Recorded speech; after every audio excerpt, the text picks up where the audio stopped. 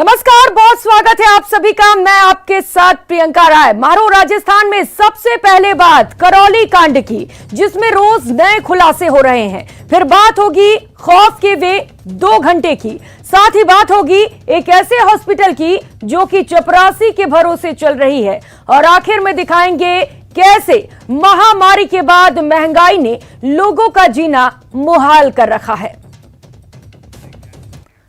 और बुलेटिन की शुरुआत करेंगे बड़ी खबर से। करौली कांड मामले में बड़ा अपडेट आपको बता दे।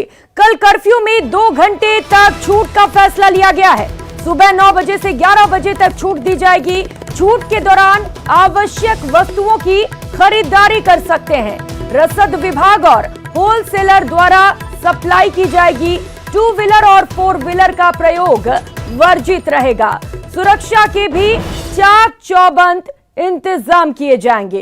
तो बड़ी खबर आपको बता दे, करौली हिंसा को लेकर जो कर्फ्यू लगाया गया है उसके बीच ये बड़ी खबर सामने आ रही है। कल सुबह 9 बजे से लेकर 11 बजे तक छूट दी जाएगी। तो छूट के दौरान आवश्यक वस्तुओं की खरीदारी कर सकते हैं। इसमें हमने सुबह पुलिस अधिकारियों के साथ जो बाहर से आए उन अधिकारियों से भी चर्चा की और एसपी साहब से भी चर्चा की। इसके बाद शाम को व्यापार मंडल के जो लोग हैं उनसे भी चर्चा की, और पूरे ज़िले में ये जो ज़िले के मुख्यालय पे जो लोग हैं उनसे भी बात की गई। इसके बाद ये तय किया गया कल 2 घंटे इसको खोलेंगे हम। तो 9 से 11 तक जो आवश्यक व्यवस्थाएं हैं, जैसे किराने के सामान की व्यवस्था है, दूध की है, सब्जी है, फ्रूट्स हैं, आपके पेट्रोल पंप को खोलना है, गैस एजेंसी है, ये सब खुलवाएंगे ताकि लोगों को भी कोई दिक्कत नहीं हो। और इसके बाद धीरे धीरे हम सोचेंगे इसके जो रिजल्ट्स रहते हैं उसके बाद, और इसके लिए डीएसओ और हमारे जो एग्जीक्यूटिव मजिस्ट्रेट्स और मंडी सेक्रेटरी सारी टीम को लगाया, सतर्क किया कि ये सारी अपनी निगरानी में सारी व्यवस्थाएं करें। कलेक्टर साहब से बात करके पूरा विचार विमर्श करके व्यापार मंडल की मीटिंग लेके डिसाइड किया गया है कि कल 9 से 11 2 घंटे के लिए कर्फ्यू में ढील दी जाएगी। इसमें केवल आवश्यक सेवाओं के लिए छूट दी गई है। इसमें दूध, फल, सब्जी, किराने की दुकान खोलने की अनुमति होगी। इसके अलावा सारे व्यावसायिक प्रतिष्ठान बंद रहेंगे। इसके अतिरिक्त वाहनों की परमिशन नहीं होगी, चाहे 4 व्हीलर हो चाहे 2 व्हीलर हो। संबंधित ग्राहक अपने समीपवर्ती स्थान से ही आवश्यक सेवाओं की उपलब्धता सुनिश्चित करेंगे। और इसी खबर पर ज्यादा जानकारी के साथ करौली से सहयोगी धर्मेंद्र शर्मा इस वक्त हमारे साथ जुड़ चुके हैं। धर्मेंद्र, कल कर्फ्यू में 2 घंटे की छूट दी जा रही है, कितनी सुविधा मिल पाएगी इस 2 घंटे में लोगों को, और क्या कुछ तैयारी इस छूट को लेकर? जी देखिए, बताना चाहूँगा इस छूट को देने से पहले जो जिले के पुलिस और प्रशासन के अधिकारी हैं, कलेक्टर, एसपी, उन्होंने उच्च अधिकारियों से मार्गदर्शन लिया था। इसके साथ ही जो करौली के व्यापारी हैं उनसे भी बैठकर चर्चा की थी, और उस चर्चा के बाद ये तय किया गया कि कल सुबह 9 से 11 बजे तक कर्फ्यू में कुछ 2 घंटे की छूट दी जाएगी। इस दौरान दूध, सब्जी आदि की, डेयरी आदि के लिए लोगों को छूट दी जाएगी, जिसमें वो आसपास अपने घर के आसपास से खरीद कर सकेंगे। इस दौरान 2 पहिया 4 पहिया वाहनों का प्रयोग पूरी तरह वर्जित रहेगा। साथ ही ये भी तय किया है कि कोई भी किसी भी तरीके से हिंसा नहीं हो, इसके लिए पुलिस वगैरह तैनात रहेगी और पूरे चाक चौबंद इंतजाम रहेंगे। जी प्रियंका। जी धर्मेंद्र, आपके साथ बने रहेंगे। इस बीच एक और बड़ी खबर सामने आ रही है। करौली कांड पर बड़ा अपडेट।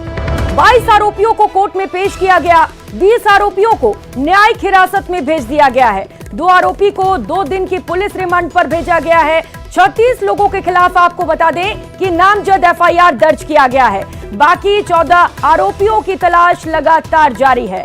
मेयर सौम्या गुर्जर के पति राजाराम गुर्जर पर एफआईआर दर्ज है। इसके साथ ही निर्दलीय पार्षद मतलूम अहमद पर भी एफआईआर दर्ज है।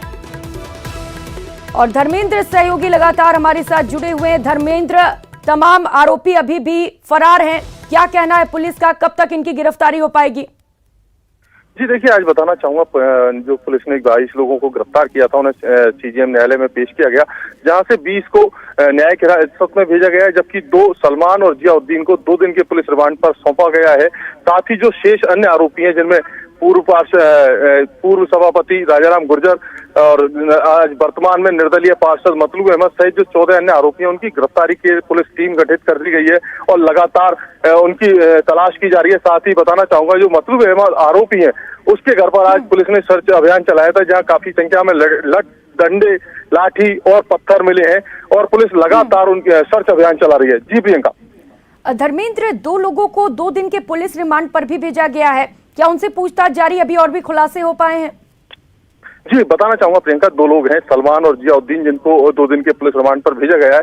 उनसे पुलिस लगातार पूछताछ कर रही है और उनसे ये जानने का प्रयास कर रही है कि इस पूरे हमले का जो मकसद था वो क्या था, कौन इसके मुख्य आरोपी है जिन्होंने इस पूरे घटना को साजिश को अंजाम दिया था। उनसे पूछताछ की जा रही है और हो सकता है कि इससे और भी कोई नामों के खुलासे हों जो चौंकाने वाले हो सकते हैं। जी प्रियंका। जी बहुत शुक्रिया आपका धर्मेंद्र तमाम जानकारियों के लिए।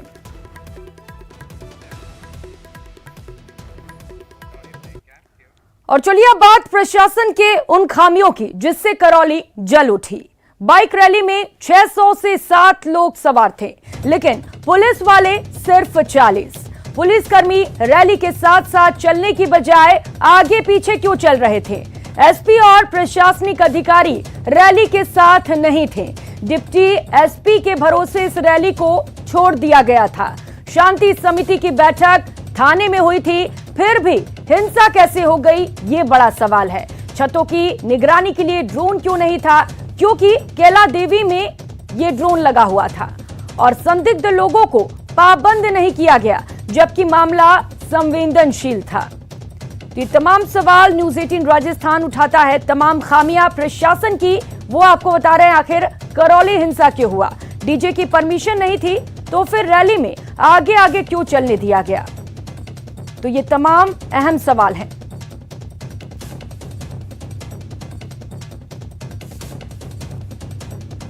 और ज्यादा जानकारी के साथ सहयोगी विष्णु शर्मा इस वक्त हमारे साथ जुड़ चुके हैं। विष्णु, तमाम अहम सवाल न्यूज़ 18 राजस्थान उठा रहा है कि आखिर ये करौली हिंसा क्यों हुआ?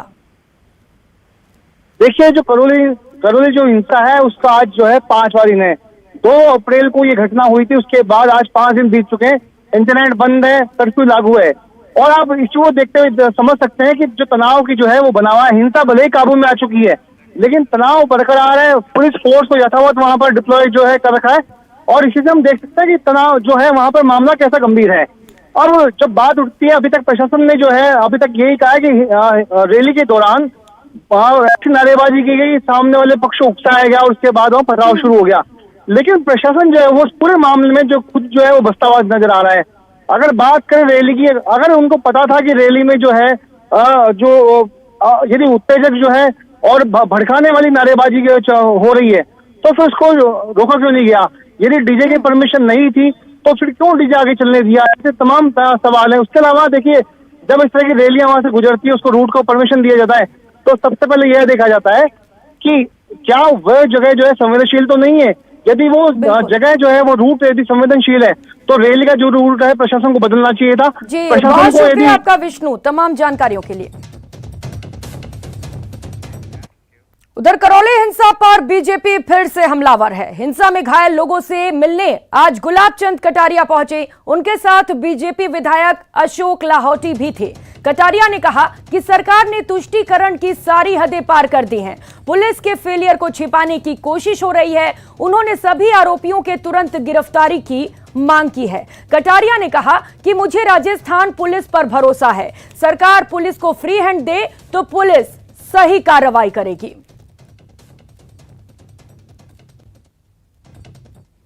कानून हाथ में लेने का अधिकार चाहे गुलाबचंद कटारिया हो चाहे कोई भी हो, उसी अधिकार नहीं है। और निश्चित रूप से इस घटना में भी जिन लोगों का भी शरीक है और जिन्होंने इंस्टिगेट किया वो भी इसके मुलजिम होने चाहिए, तब जाकर के हम वास्तव में प्रशासन सही ढंग से चला सकेंगे। इसमें न पार्टी है, न विधायक है, न कोई है। कानून सबके लिए बराबर है। सामान्यतः पुलिस इतनी कमज़ोर नहीं है जब तक राजनीतिक हस्तक्षेप नहीं हो। अगर राजनीतिक हस्तक्षेप नहीं हुआ तो जिनको जांच दी है, अभी राजस्थान की पुलिस इतनी काबिल तो है, सारे के सारे ख़त्म नहीं हुए हैं। निश्चित रूप से कार्रवाई होगी, लेकिन अगर किसी की दखलंदाजी प्रारंभ हो जाए तो उसके लिए मजबूरी हो सकती कि इस ढंग से कांग्रेस पार्टी तुष्टीकरण की राजनीति में उतर गई है। जिस प्रकार से बिजली विभाग का जो आदेश दिया वो इसका अगला पार्ट है। तो पार्ट ए और पार्ट बी दोनों को यदि जोड़कर देखा जाए तो ये घटनाएं बिल्कुल षड्यंत्र है, सुनियोजित घटनाएं हैं और ये बहुसंख्यक हिंदू समाज पर एक बहुत बड़ा हमला जिसे हम कह सकते हैं वो था। ये एक अमित शर्मा नहीं, ये उन करोड़ों लोगों पर हमला है जो वहाँ करौली की घटना यदि हम देखें तो ये है। वहीं कांग्रेस की 3 सदस्यीय कमेटी ने करौली कांड पर मुख्यमंत्री अशोक गहलोत को अपनी रिपोर्ट सौंप दी है। इस रिपोर्ट में दोनों पक्षों की गलती बताई गई है और दोनों पक्षों पर सख्त कार्रवाई की सिफारिश भी की गई है।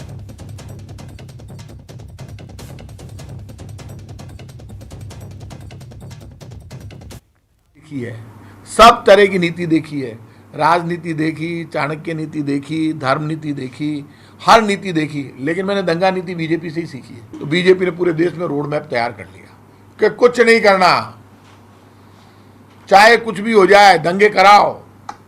और उसके लिए जो बीजेपी राजनीति कर रही है, तय कर ले बीजेपी, कांग्रेस का वर्कर हो चाहे बीजेपी का वर्कर हो, हिंदू, मुसलमान, सिख, ईसाई कोई भी हो, जो भी दंगा करने के लिए जिम्मेदार होगा उसके खिलाफ सख्त कार्रवाई करेंगे, किसी को नहीं छोड़ेंगे। वीडियो आ रहे हैं, वीडियो में दिख रहे हैं जो बीजेपी वालों के साथ खड़े होकर कई स्ट्रीट सीटर घूम रहे हैं ना और नारे लगा रहे हो, वीडियो आ गए हैं, कोई नहीं बचेगा। मैं उन सबको समझा रहा हूँ, ज़्यादा गलतफहमी मत पाड़ो। जो नारे लगा रहे हो ना, पार्कों में इकट्ठे होके गोलियां चला देंगे, मार देंगे, तेरा घर संभाल ले, गोलियां चला देंगे। मैंने खुद ने वीडियो देखे हैं, तब ये गुस्सा है। जयपुर के वीडियो है ये तो, और ऐसे लोग सिखा रहे हैं उनको जो खुद स्ट्रीट सीटर हैं। उधर करौली में एक देवदूत की खूब चर्चा हो रही है, उसी पुलिस कांस्टेबल की जिसने जिंदगी की परवाह न करते हुए एक मासूम बच्ची की जान बचाई थी। मुख्यमंत्री अशोक गहलोत ने भी कांस्टेबल की बहादुरी को सलाम करते हुए नेत्रेश शर्मा को हेड कांस्टेबल के पद पर प्रमोट कर दिया। लेकिन उस दिन हुआ क्या था, सुनिए गुड़िया की मां की जुबानी, नेत्रेश के दिलेरी की कहानी। दुनिया ने देखी राजस्थान पुलिस की दिलेरी।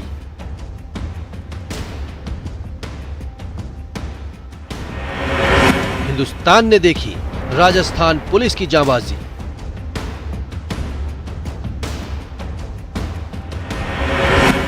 मरुधरा ने माना राजस्थान पुलिस का लोहा।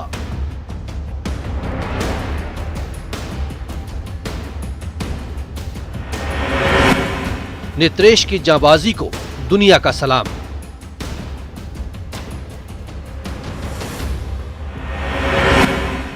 अब गुड़िया की मां से सुनिए दिलेरी की दास्तान। मैंने उन महिला जो जिनकी गोद में बच्चा था उनसे वो बच्चा मेरी गोद में लिया। महिला ने पहले से ही उस बच्चे को एक शॉल में लपेट रखा था। मैंने मेरी गोद में लेके महिलाओं को समझाया कि हमें अब तेज़ी से इस घर से दौड़कर बाहर निकलना है। तो बच्चे को मैं अपने सीने से चिपका के और दोनों हाथों से पूरी तरह कवर करके और मैं तेज़ी से दौड़ते हुए घर से बाहर निकल आया। महिलाएं भी मेरे पीछे पीछे तेज़ गति से एकदम बाहर आ गई और हम सुरक्षित स्थान पर पहुंच गए। वहां पर मैंने बच्चे को अपनी मां को सुपुर्द कर दिया। ये तस्वीर याद है ना, एक बहादुर कांस्टेबल ने अपनी जान दांव पर लगाकर एक मासूम सी बच्ची की जान बचाई थी। ये तस्वीर याद है ना, एक दिलेर पुलिस वाले ने हिंसा की आड़ में नफरत फैलाने वालों के मुंह पर जोरदार तमाचा लगाया था। दुनिया ने देखा, सबने सराहा। खुद मुख्यमंत्री अशोक गहलोत ने फोन करके कांस्टेबल नेत्रेश शर्मा को शाबाशी दी। कांस्टेबल से प्रमोट कर उन्हें हेड कांस्टेबल बना दिया। आपने बहुत शानदार काम किया, बहुत उनकर भी है और मुझे बहुत अच्छा लगा सुनकर के, पढ़ कर के। अभी मैंने आपके डीजी साहब सबको बुलाया था, आपके होम कमिश्नर भी थे, डीजी भी थे, सब लोग थे। तो मैंने कहा भाई आप ऐसे कांस्टेबल को प्रमोट करो। तो हमने तय किया आपको कांस्टेबल हेड कांस्टेबल बनाने का निर्णय किया है। तो मैंने कहा मैं आपको बधाई देता हूँ, शुभकामनाएं देता हूँ। बहुत बहुत धन्यवाद। लेकिन उस दिन हुआ क्या था? मासूम सी गुड़िया आग की लपटों के बीच फंस कैसे गई थी और कैसे नेत्रेश ने अपनी जान की परवाह ना कर गुड़िया को बचाया। आज टीवी पर पहली बार सुनिए गुड़िया की मां की जुबानी, नेत्रेश की दिलेरी की कहानी। मार्केट गए थे, मेरी दौरानी जो से जाना था उसको शॉपिंग कराने के लिए गई थी और 3:30 बजे समथिंग हमने साड़ी ली और सामान लिया। जैसे ही हम ना चूड़े मार्केट में पहुंचे थे, शॉप पे बैठी थी, 5 मिनट बैठे थे मुश्किल से। तो इतने में है ना हल्ला सा होने लग गया कि मैडम बाहर निकलो, बाहर निकलो, पत्थरबाजी यहाँ पे है ना दंगे से होने वाले। उनको शायद लग गया था आइडिया, तो उस चक्कर में हम है ना और फिर शोर से होने लग गया एकदम से। हम डर गए थे एकदम। जी हाँ, विनीता अग्रवाल उस समय शॉपिंग करने करौली बाजार गई थी और इसी बीच हिंसा की आग भड़क गई। जान बचाने के लिए पास के घर में शरण ली। लेकिन आग की लपटों ने घर को घेर लिया। बचने की उम्मीद नजर नहीं आ रही थी और उसी समय कांस्टेबल नेत्रेश देवदूत बनकर वहां पहुंच गए। आग लगने लग गई, हम डर गए बहुत बुरी तरीके से। उस घर में धुआं वगैरह हो गया, उसमें काफ़ी सारा धुआं हो गया, धुआं ही धुआं चारों बगल। और तो ऊपर चले गए, हम नीचे ही रह गए।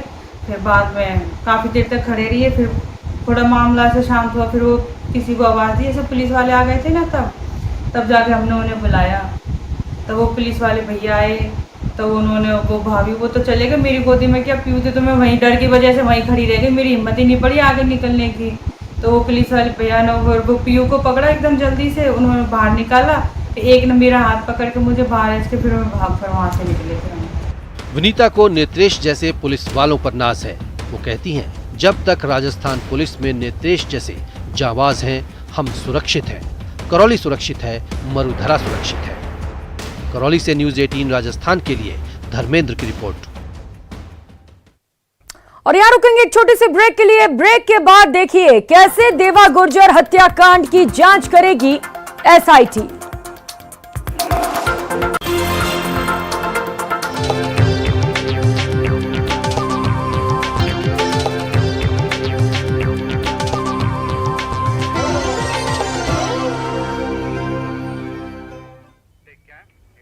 ब्रेक के बाद आप सभी का स्वागत है। देवा गुर्जर हत्याकांड मामले में जांच के लिए एसआईटी का गठन किया गया है।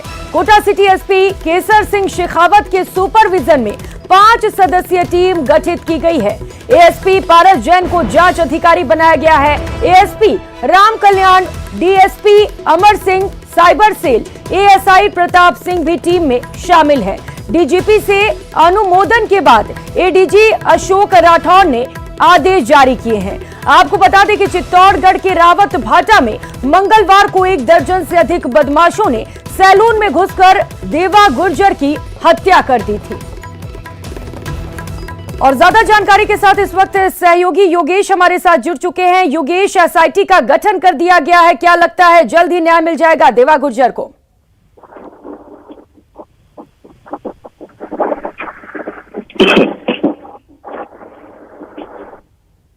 योगेश, मेरी आवाज आ रही है आप तक?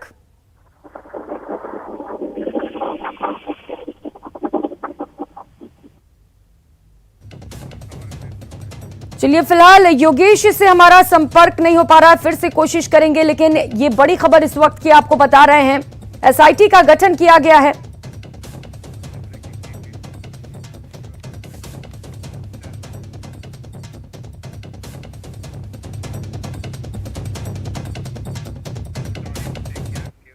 और रुक लेते इस बीच आ रही एक और बड़ी खबर का। जोधपुर से इस वक्त की बड़ी खबर सामने आ रही है। मुख्यमंत्री अशोक गहलोत को लेकर सोशल मीडिया पर धमकी देने का मामला। सोशल मीडिया पर रिवॉल्वर से सबक सिखाने की बात कही गई थी। आरोपी युवक को पुलिस ने गिरफ्तार कर लिया है। सीकर निवासी राकेश सिंह शेखावत को पुलिस ने गिरफ्तार कर लिया है। डीसीपी भुवन भूषण यादव ने ये जानकारी दी है। तो बड़ी खबर आपको बता दें, मुख्यमंत्री अशोक गहलोत को सोशल मीडिया पर जान से मारने की धमकी दी गई थी। पुलिस को बड़ी कामयाबी मिली है और जो आरोपी है वो पुलिस की गिरफ्त में है। नॉर्मली कुछ भी नहीं है भाई, नौरतों में कोई दिक्कत नहीं है। बिजली कटे नहीं कटे, दिवाली पे कटे कोई दिक्कत नहीं है। रमजान में नहीं कटनी चाहिए, उनको दिक्कत होती है। ऐसे चीजों पे गुस्सा आ जाता है, आदमी लिख देता है।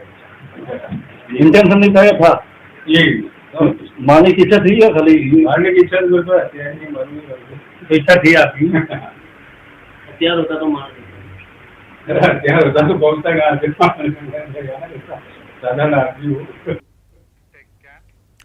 और अब आपको दिखाएंगे सूबे में स्वास्थ्य व्यवस्था का क्या हाल है।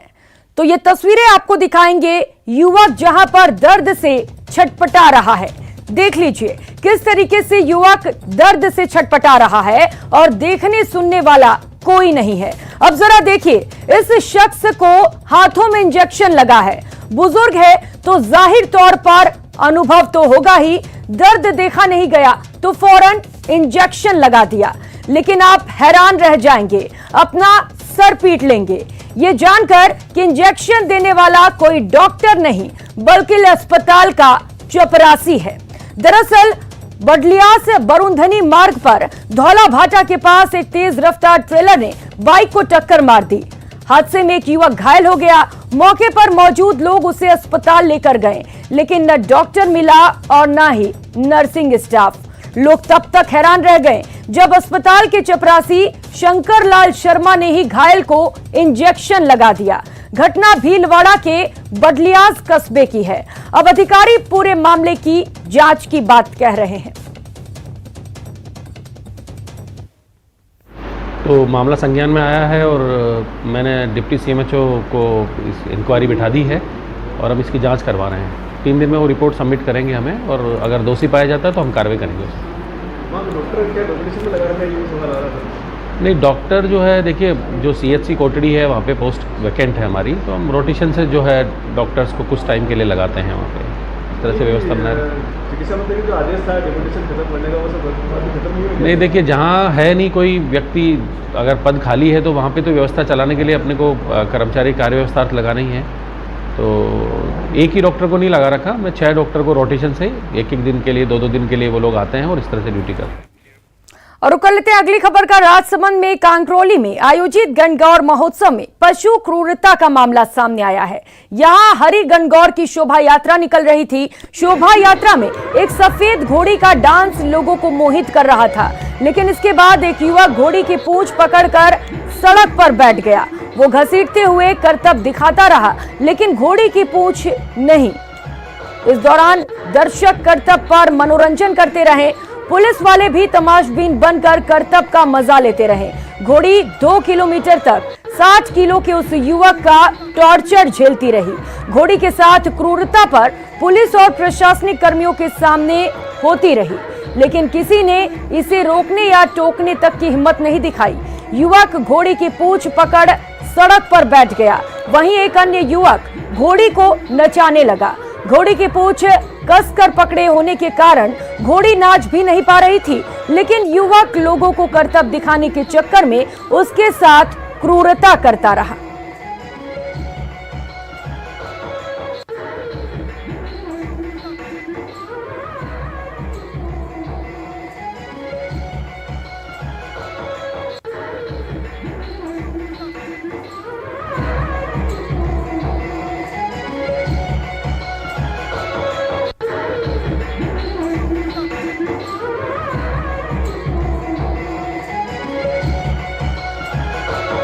ये तस्वीरें आपको दिखा रहे हैं जहां पर एक बेजुबान के साथ जमकर क्रूरता की गई है।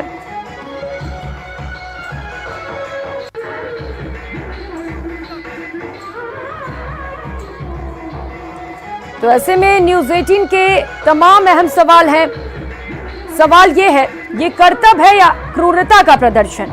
अपने मनोरंजन के लिए पशुओं से क्रूरता आखिर क्यों? क्या खत्म हो रही है संवेदनशीलता? ये तमाम अहम सवाल न्यूज़ 18 राजस्थान उठाता है।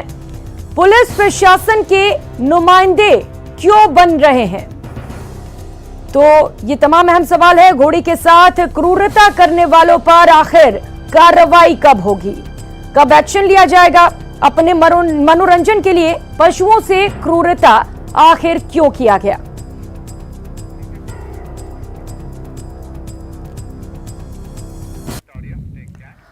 और फिलहाल यहां वक्त हो चला एक छोटे से ब्रेक का। बुलेटिन में आगे देखिए, कांग्रेस का मिशन महंगाई मुक्त भारत।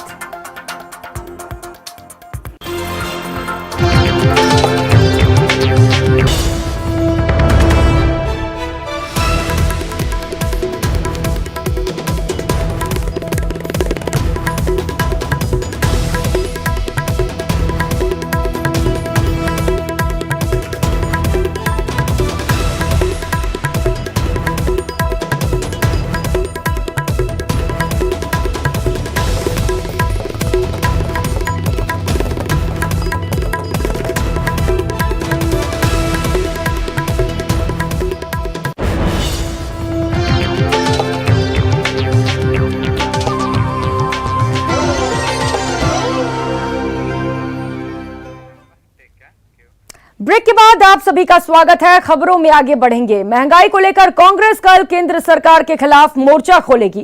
पार्टी की ओर से चलाए जा रहे महंगाई मुक्त भारत अभियान के तहत कल जयपुर में सिविल लाइंस फाटक पर प्रदेश स्तरीय धरना होगा। पीसीसी चीफ गोविंद सिंह डोटासरा के नेतृत्व में होने वाले इस धरना प्रदर्शन में मुख्यमंत्री अशोक गहलोत भी शामिल होंगे। वहीं मंत्री, विधायक प्रत्याशी, पार्टी पदाधिकारी, बोर्ड, निगम, आयोगों के अध्यक्ष और अग्रिम संगठनों के अध्यक्ष भी इस धरने में शामिल होंगे। खास तौर से पेट्रोल, डीजल और रसोई गैस के बढ़ रहे दामों को लेकर पार्टी की ओर से 3 चरणों में देशव्यापी अभियान चलाया जा रहा है। इससे पहले ब्लॉक स्तर और जिला स्तर पर प्रदर्शन हो चुके हैं। कल प्रदेश स्तरीय धरने के साथ ही अभियान का समापन होगा। गौरतलब है कि पार्टी की ओर से महंगाई का मुद्दा जोर शोर से उठाया जा रहा है। पहले भी पार्टी की ओर से महंगाई को लेकर विभिन्न स्तर के अभियान चलाए जा चुके हैं।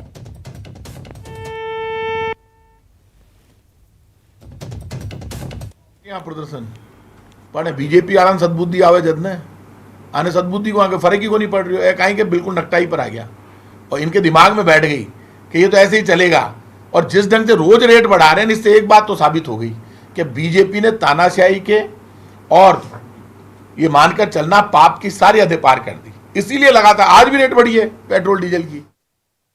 उधर महामारी से बचने की खुशियां मना रहे आम आदमी पर अब महंगाई की बोझ बढ़ने लगी है।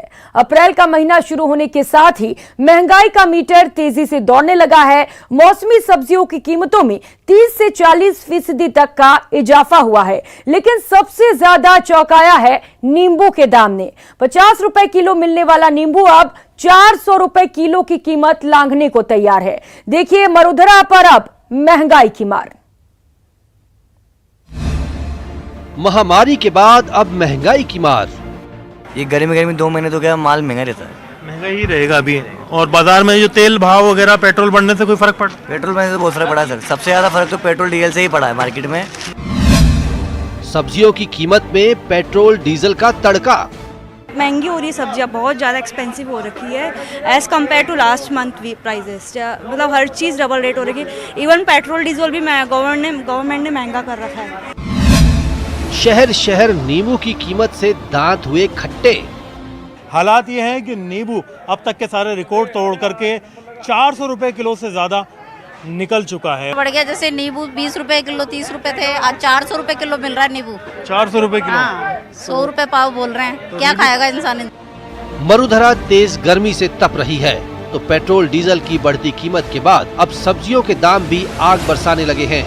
राजधानी जयपुर हो, जैसलमेर हो या सरहदी श्रीगंगानगर, महंगाई की मार हर तरफ एक ही तरह दिख रही है। जयपुर में नींबू 400 रुपए प्रति किलो तक बिक रहे हैं तो जैसलमेर में इसका भाव 300 से 350 रुपए के बीच है। वहीं कोटा में नींबू 300 रुपए प्रति किलो बिक रहा है तो उदयपुर में भी ये 300 रुपए प्रति किलो के भाव से मिल रहा है। तो श्रीगंगानगर में 350 रुपए किलो कीमत है नींबू की। राजधानी के साथ कोचिंग सिटी कोटा में भी सब्जियों की कीमत लोगों को परेशान कर रही है। सब्जियां 30 से 40% तक महंगी हो गई हैं। घर का खर्च है वो लगातार बढ़ता जा रहा है। आमदनी घटती जा रही है, खर्चे बढ़ते जा रहे हैं, महंगाई लगातार बढ़ रही है और जो असर है वो सीधे तौर पर सब्जियों पर भी देखा जा रहा है। कितनी महंगाई बढ़ चुकी है सब्जियों पर और घर का खर्चा चलाना कितना मुश्किल हो गया है। बड़ी मुश्किल हो गया है आपके घर खर्चा चलाने के लिए। अबे खेती बाड़ी में तो कुछ होता नहीं, हम तो किसान है भाई, तो उसमें क्या महंगाई बहुत बढ़ गई साल। जैसे भिंडी पहले 20 रुपए किलो मिलती थी, आज 80-90 रुपए किलो मिलती है। तो कितनी महंगाई, 40% महंगाई हो गई। उदयपुर में भी महंगाई की मार से आम आदमी परेशान है। पेट्रोल डीजल के दामों में लगातार हो रही बढ़ोतरी के बाद अब सब्जियों के दामों में भी उछाल आ गया है। पहले 30 से 40 रुपए प्रति किलो जो सब्जी मिल रही थी वो अब 60 से 70 रुपए तक पहुंच गई है।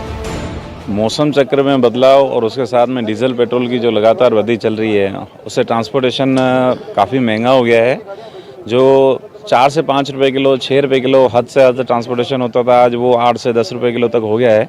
ये सारी सब्जियां जो है प्याज, हरी मिर्ची, तरोई, बैंगन, लौकी, पत्ता गोभी, शिमला मिर्ची, करेला और सबसे बड़ी बात, जो नींबू आप देख सकते हैं कि करीब करीब मंडी में कहीं इक्का दुक्का दुकान पे दिख रहा है, क्योंकि इसके दामों में लगातार वृद्धि हुई है। 300 से 400 रुपये किलो तक मंडी में ये नींबू बिक रहा है। सब्जी के बढ़ते दाम ने जैसलमेर में भी गृहिणियों की रसोई का बजट गड़बड़ा दिया है। यहाँ सब्जियां भरी पड़ी है, लेकिन अब लेने वाले जो लोग हैं वो इक्का दुक्का सब्जी लेते हैं और निकल जाते हैं, क्योंकि लगातार जो है वो हरी सब्जी हो या फिर इस गर्मी में नींबू हो या फिर टमाटर, हर किसी के जो भाव है वो लगातार आसमान छू रहे हैं। और सब्जियां तो भरी पड़ी है, देखिए हर तरह की वैरायटी की आपको यहाँ सीजनेबल सब्जियां मिल जाएगी, लेकिन खरीदार नहीं मिलेंगे। भाई सब्जी तो है महंगी है बहुत, नींबू 100 रुपए पाव है, क्या लेवे इस गर्मी में नींबू की आवश्यकता भी ज्यादा रहती है, पर अब इतने महंगे नींबू हैं, क्या लेवे। श्रीगंगानगर में जैसे जैसे पेट्रोल और डीजल के तापमान में बढ़ोतरी हो रही है, वैसे वैसे सब्जियों के दाम भी आसमान छू रहे हैं। जो इस समय सब्जियों के जो भाव हैं वो काफ़ी ज़्यादा हैं, और यही वजह है कि आम उपभोक्ता की जो थाली है वो इस समय काफ़ी महंगी होती जा रही है। हम कुछ उपभोक्ताओं के साथ साथ दुकानदारों से भी बात करने का प्रयास करेंगे कि किस तरह से सब्जी के भाव बढ़ रहे हैं और क्यों बढ़ रहे हैं, क्या वजह रही है। हम कुछ उपभोक्ताओं से बात करते हैं। मैम आप बताएं, इन दिनों सब्जियों के रेट काफ़ी ज़्यादा इंक्रीज़ हो रहे हैं, क्या लगता है कितना फर्क पड़ता है? कुछ तो ऐसा है कि अभी सीजन नहीं है, सर्दियाँ चली गई और वो सब्जियाँ चली गई, शायद इसलिए भी महंगी होंगी। और बाकी अंदर का राज तो यही बता सकते हैं आपको, हम तो आते हैं, पैसे देते हैं और ले जाते हैं यहाँ से। अच्छा, आप क्या सब्जियाँ लेने आए और क्या सब्जियाँ आपको महंगी लगती है? सब्जियाँ तो जिसका रेट सुनिए वही महंगा है, सब्जियाँ सारी महंगी हैं इस समय। पेट्रोल डीजल की कीमतें बढ़ी, फिर रसोई गैस सिलेंडर की कीमत में इजाफा हुआ, तो अब सब्जी की कीमत न सिर्फ गृहिणियों के लिए मुश्किल पैदा कर रही है, बल्कि महामारी के बाद संभल रहे आम आदमी के लिए नई कठिनाई पैदा कर रही है। Bureau report, news 18 Rajasthan. उधर सेना भर्ती की मांग को लेकर सीकर में एक युवक ने अनूठा प्रदर्शन किया। सीकर में रहकर सेना की भर्ती तैयारी करने वाले नागौर के सुरेश भिंचर ने सेना भर्ती की मांग को लेकर सीकर से दिल्ली तक दौड़ लगाई। इसे लेकर सीएम गहलोत ने ट्वीट कर केंद्र से जल्द सेना भर्ती शुरू करने की मांग की है। सीएम गहलोत ने ट्वीट कर लिखा कि नागौर के श्री सुरेश भिंचर ने सीकर से दिल्ली तक करीब 300 किलोमीटर दौड़कर सेना भर्ती शुरू करने के लिए केंद्र सरकार का ध्यान आकर्षित किया है। गत माह मैंने रक्षा मंत्री को पत्र लिखकर विगत 2 वर्षों से बंद सेना भर्ती प्रारंभ करने की मांग की थी। सेना में लाखों पद रिक्त हैं, केंद्र सरकार को जल्द से जल्द सेना भर्ती शुरू करनी चाहिए। तो ये ट्वीट आपको टीवी स्क्रीन पर दिखा रहे हैं। मुख्यमंत्री अशोक गहलोत द्वारा ये ट्वीट किया गया है और केंद्र सरकार से मांग की गई है कि जल्द से जल्द सेना भर्ती की शुरुआत की जाए। तो आपको बता दें, कोरोना के चलते पिछले 2 सालों से सेना भर्ती नहीं हो पाई है, जिससे युवा खासा परेशान है।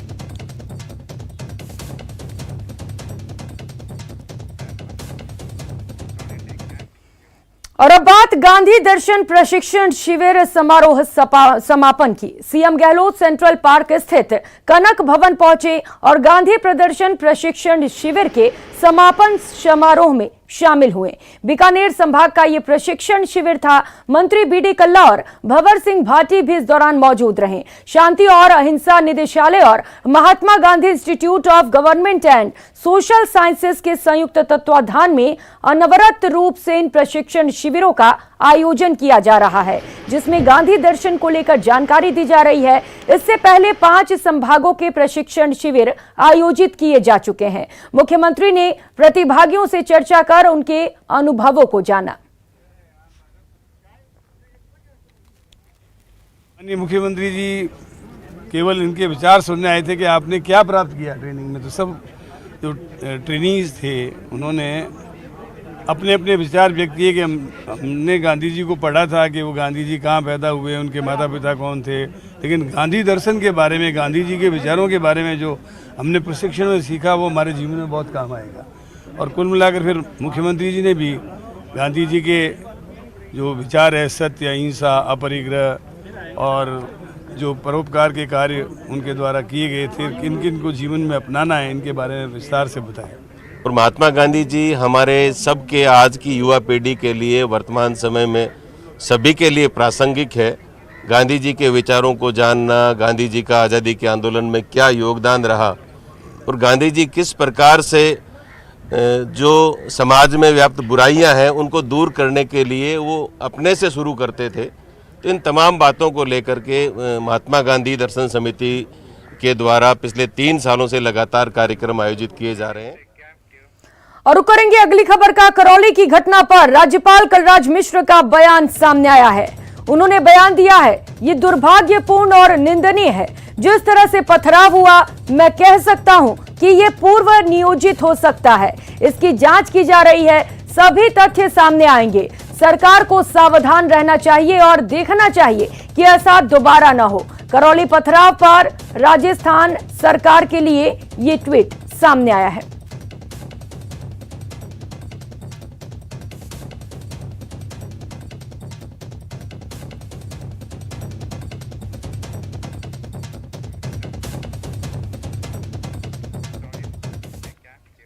उधर राजधानी जयपुर में बीजेपी ने पार्टी के स्थापना दिवस मनाया। स्थापना दिवस पर पार्टी के साधारण कार्यकर्ताओं से लेकर बड़े नेताओं तक ने वही जोश दिखाया जो स्थापना के वक्त दिखा था।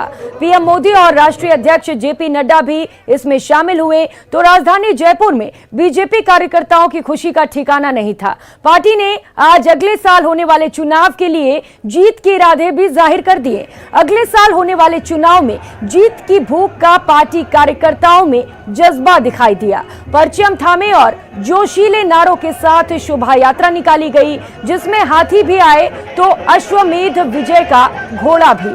पार्टी के प्रदेशाध्यक्ष सतीश पूनिया ने कहा, हम 2023 के लिए राजस्थान फतेह को तैयार हैं।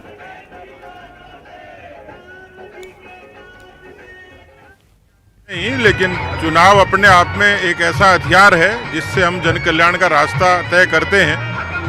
तो निश्चित रूप से तय भाजपा विजय भाजपा, और इसी शंखनाद के साथ हम लोगों ने अपने अभियान की शुरुआत कर दी है। पार्टी का कार्यकर्ता ही सत्ता लाता है, पार्टी का विचार उसकी ताकत है, संगठन हमारा प्राण है, और ये तीनों तत्व जब मिलते हैं तो वो जीत का रास्ता तय करते हैं। इसमें मुझे कोई शंका नहीं है। और इसलिए कार्यकर्ताओं को मेरा एक निवेदन है, उनको अनुरोध है कि मोदी जी के लोक कल्याण की नीतियों को हम दरवाजे तक पहुंचा। और इसीलिए अब भारतीय जनता पार्टी ने 7 अप्रैल से 20 अप्रैल तक सामाजिक न्याय पखवाड़ा ये आयोजित किया, जिसमें हम हर लाभार्थी तक जाएंगे। जोश नहीं है, ये हमारे जीवन का अरमान है, जिसको पूरा करने के लिए हमारे सब लोगों ने वर्षों तक तपस्या की है। उसको परिणाम की ओर जा रहा है और परिणाम की ओर देश गया है। तो राजस्थान तो पहले से ही और बढ़ चुका हुए राज्यों में से है। निश्चित रूप से राजस्थान उस ओर आगे आएगा।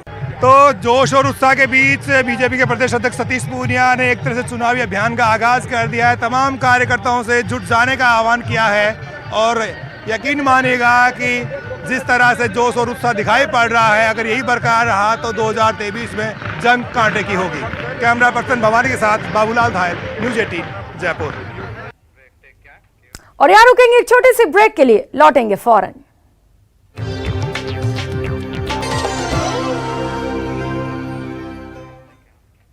ब्रेक के बाद आप सभी का स्वागत है। जब बढ़ती गर्मी से परेशान जयपुर वासी टैंकर के जरिए पीने के पानी की आपूर्ति की बाट जो रहे हैं, तो ऐसे में जयपुर शहर में बड़ा टैंकर घोटाला सामने आया है।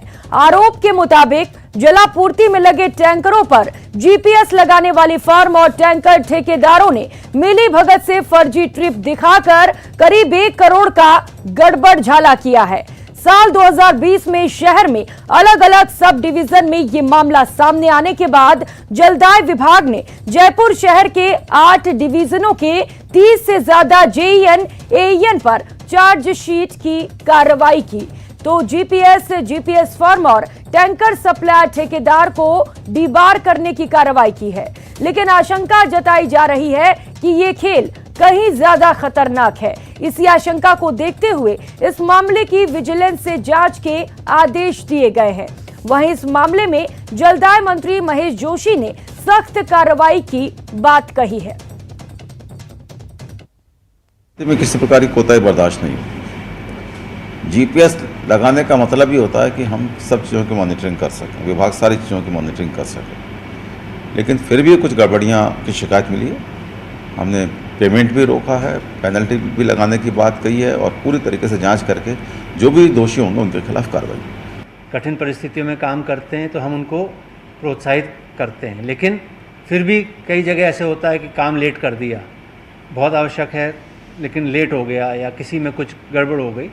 ऐसे केसेस में वो एक्सेप्शनल केसेस होते हैं। जैसा मंत्री जी ने कहा, अगर आवश्यक हुआ तो सख्त कार्रवाई भी की जाएगी, but it is an exception. ये नहीं कि सभी के खिलाफ हो जाएगी, जो चूक करेंगे, जानबूझ के गलती करेंगे, उनके खिलाफ। जयपुर में जलापूर्ति के लिए टैंकर से सप्लाई के मामले में 1 साल पहले जो पूरा मामला सामने आया था उसमें गड़बड़ झाला निकला। जो फर्म थी सप्लायर, उसने जीपीएस मॉनिटरिंग फर्म से मिलकर के बाकायदा तमाम जो जिम्मेदार यहाँ पर एईएन थे, जेईएन थे, कर्मचारी थे, उनसे मिली भगत की और जो जलापूर्ति होनी थी उसमें बड़े एक तरह से देखा जाए वित्तीय गड़बड़ का सामना आया। जो ऑडिट रिपोर्ट थी उसमें बाकायदा इस बात का पता चला कि जिन इलाकों में टैंकर सप्लाई हुई नहीं, जीपीएस में उसकी सप्लाई शो करते हुए फर्जी एंट्रियां करके बाकायदा पेमेंट उठा लिया गया। मामले में जब गड़बड़ सामने आ गई तो जिम्मेदारों को बाकायदा जांच के लिए एक्शन लेने के लिए लिखा गया। एक्शन नहीं लिया गया है अभी तक। जो जिम्मेदार अधिकारी हैं वो बाकायदा इन दोनों फर्म के खिलाफ, जलापूर्ति के लिए जो बालाजी मेसर्स फर्म है और उसके साथ साथ जो जीपीएस के लिए द कंसोल फर्म है, इन दोनों के ऊपर बड़े सवाल उठाए गए। जो आला अधिकारी हैं वो कहीं ना कहीं इस पूरे मामले में फिर से एक्शन लेने के लिए और जो विभागीय अधिकारी उनके खिलाफ अनुशासनात्मक कार्रवाई करने के लिए कह चुके हैं। क्यों पूरे मामले में लेट लतीफ़ी की जा रही है, ये एक बड़ा सवाल है और किस तरह से जो टैंकर की जलापूर्ति है उसे पूरी तरह से भ्रष्टाचार और करप्शन मुक्त किया जाएगा, ये भी एक बड़ा सवाल है। अरबाज अहमद, न्यूज़ 18 के लिए जयपुर से। इस बुलेटिन में फिलहाल इतना ही। न्यूज़ 18 राजस्थान पर खबरों का सिलसिला जारी है। आप बने रहिए हमारे साथ। नमस्कार।